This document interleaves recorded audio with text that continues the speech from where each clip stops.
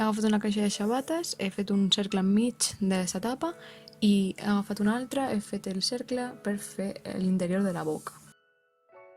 Una vegada fet la llengua, que l'he fet amb una cartolina i he aferrat goma eva i cartolines per distingir cada sabó.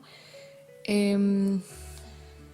agafat paperets, he ficat cada sabó i les papil·les gustatives, he copiat la informació i he posat el nom per enganxar-les amb palets a la llengua.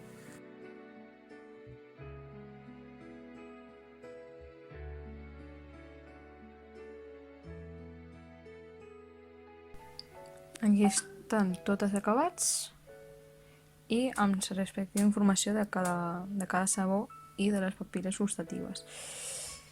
Resumint, el sabó dolç és quan una sensació suau i agradable, el sabor salat és quan es detecta sal, que és normalment aliments salats. A les papil·les gustatives són uns receptors gustatius que es troben a la llengua i provoquen el gust.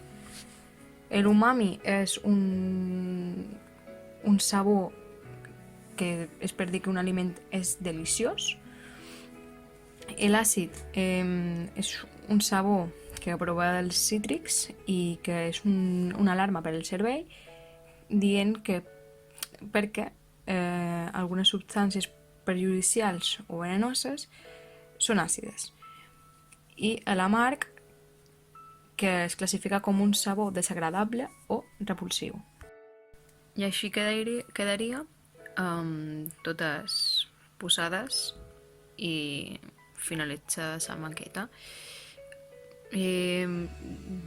Per ressaltar, tinc aquí uns punts que representen les papil·les gustatives i no es veu, però hi ha una línia que separa la llengua en dues meitats com és la nostra llengua.